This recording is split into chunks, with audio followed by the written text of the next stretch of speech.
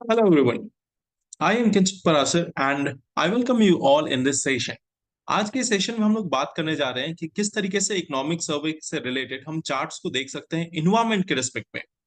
इस सेशन में हम लोग डिस्कस करेंगे कि इन्वायरमेंट से रिलेटेड क्या चार्ट्स रिलीज किए गए हैं इकोनॉमिक सर्वे में, और उनसे हम जानने की कोशिश करेंगे कि क्या क्वेश्चंस प्रोबेबल हो सकते हैं। सबसे पहला हम चार्ट देखते हैं इसमें।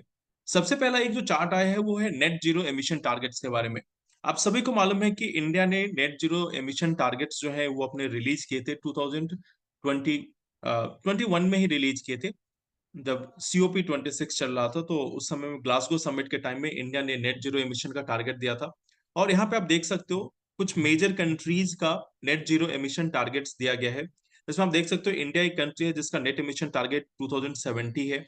इसके बाद China, Indonesia, Russian Federation, Saudi Arabia, इन सभी ने अपना टारगेट जो है वो 2060 का रखा है। टर्की का 2053 है। और बाकी जो आप डेवलप्ड कंट्रीज हैं उनका देख सकते हैं एक टारगेट जो है वो 2050 का है।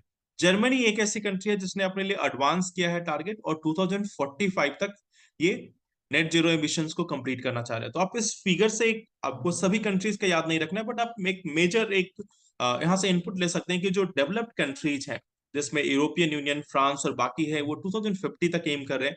China, Indonesia, Russia, Saudi Arabia 2060 तक, और इंडिया 2070 तक। तो ये एक चार्ट था। इसके बाद अगर हम देख सकते हैं कार्बन स्टॉक इन फॉरेस्ट की बात की गई है। कार्बन स्टॉक इन फॉरेस्ट में अगर हम देखें तो इंडिया ने इसमें दिखाने की कोशिश की है कि किस तरीके से पिछले 10 ईयर्स में हमारे कार्बन स्टॉक्स जो है वो ईयर ऑन ईयर इंक्रीज हो रहे हैं। ठीक है। तो यहाँ India state of forest report के अकॉर्डिंग कार्बन स्टॉक्स को दिखाया गया है। 2011 में ये 6,941 मिलियन टन था हमारे पास कार्बन स्टॉक, जो कंसिस्टेंटली बढ़ा है। आप इसमें एक चीज देख सकते हो, over the last decade there has been a steady growth in the carbon stock in India. ये डिक्रीज नहीं हुआ है, बल्कि लास्ट 10 ईयर्स में it has consistently increase. Rate of increase of course vary कर रहा है, but then it has been consistently increasing, steadily increasing. तो ये एक इनपुट है जो आप यहाँ से ले सकते हैं।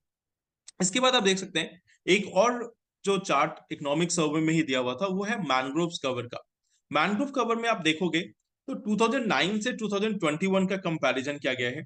और इसमें 2009-2011 में तो इंक्रीजिंग ट्रेंड था। 2013 में एक डिक्रीजिंग ट्रेंड देखने को मिला। और 2015 के बाद हमें कंसिस्टेंटली एक इंक्रीजिंग ट्रेंड देखने को मिल रहा है। तो अगर हम लास्ट 10 ईयर्स का इसमें भी कंपेयर करते हैं 2013 से लेकर 2023 तक का, तो इसमें भी हमें एक कंसिस्टेंटली इंक्रीजिंग ट्रेंड देखने को मिल रहा है मैनग्रोव कवर में।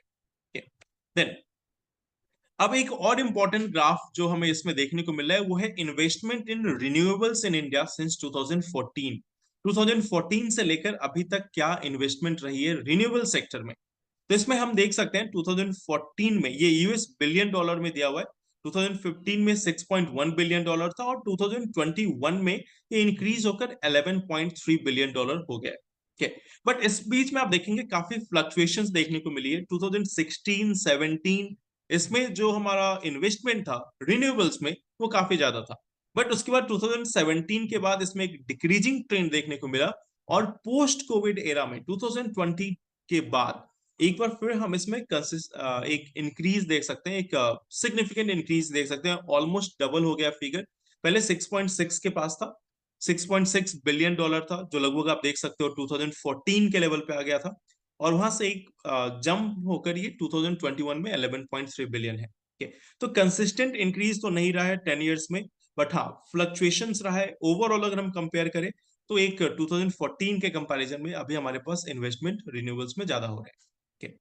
देन एक और इसमें जो चार्ट दिया है वो है सॉवरेन ग्रीन बॉन्ड इशुएंस इन 2021। किन कंट्रीज ने कितना ग्रीन बॉन्ड इशू किया है इसमें आप देख सकते हो। टॉप पे है United Kingdom, then France, Italy, Germany and China. ठीक है। तो इंडिया इसमें टॉप कंट्रीज में नहीं है। तो ये एक चार्ट जो है अगेन इकोनॉमिक सर्वे का ही पार्ट था। ठीक है। अब एक और चार्ट इसमें दिया हुआ था वो है टाइगर्स और लायंस के नंबर पे। ठीक है। और इसमें दिखाया गया है कि टाइगर्स और लायंस का नंबर कैसे इंक्रीज कर रहा है।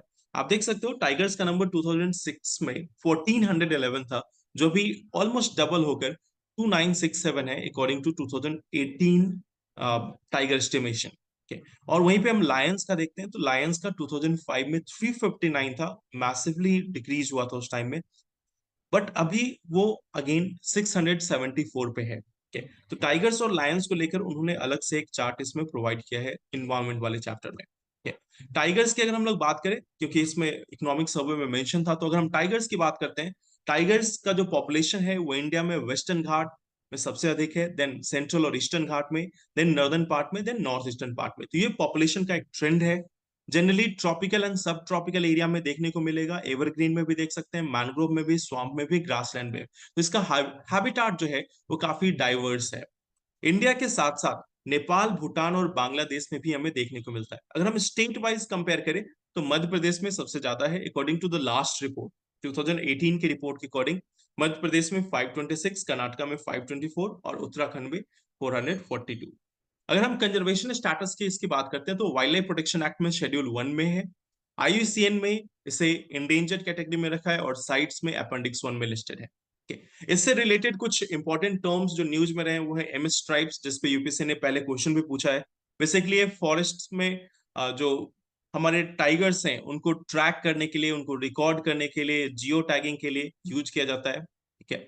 Then conservation assured tiger standards एक सेट ऑफ क्राइटेरिया है जो टाइगर स्टेट्स को, टाइगर स्टेट्स मीन्स जो टाइगर रेंज कंट्रीज हैं उनके लिए एक सेट ऑफ क्राइटेरिया है।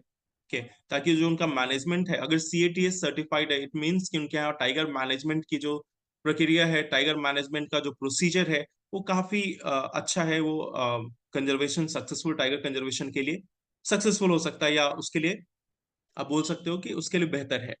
देन TX2 एक अगेन टर्म है जो वाइल्ड टाइगर्स के पॉपुलेशन को डबल करने के लिए ग्लोबल कमिटमेंट है। 2022 तक ये टारगेट रखा गया था।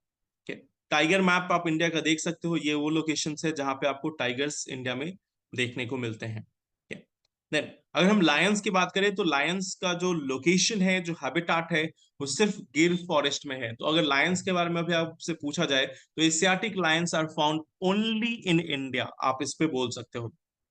एशियाटिक लायंस पहले वेस्ट बंगाल से लेकर मध्य प्रदेश, इवन पाकिस्तान के पार्ट, बांग्लादेश, इन सब में देखने को मिलते थे, बट अभी जो कंसंट्रेशन है वो गिर फॉरेस्ट में है। अगर हम कंपेयर करें एशियाटिक लायंस और अफ्रीकन लायंस में, तो जो अफ्रीकन लायंस है उनसे एशियाटिक लायंस स्लाइटली स्मॉलर होते हैं, और एक latitude longitudinal fold of skin जो है इसके बेली से होकर मूव करता है। आप लायंस में देखोगे यहाँ पे एक आपको व्हाइट बेली पे इसके एक व्हाइट लॉन्गिट्यूडनल लाइन आपको देखने को मिलता है। तो ये एशियाटिक लायन का एक स्पेशल फीचर है। इंडिया में अभी आपने देखा फिगर में हमारे पास अराउंड 674 लायंस है। कंजर्वेशन स्टेटस की बात करें, तो आईयूसीएन में इंडेंजर्ड है, वाइल्ड लाइफ प्रोटेक्शन एक्ट में शेड्यूल 1 और साइट्स में अपेंडिक्स 1 में है। तो ये इकोनॉमिक सर्विस से रिलेटेड कुछ इंपॉर्टेंट इंफॉर्मेशन थी जिसको हम लोगों ने अभी कंसिडर किया है। We will be back with very many more videos. Thank you very much.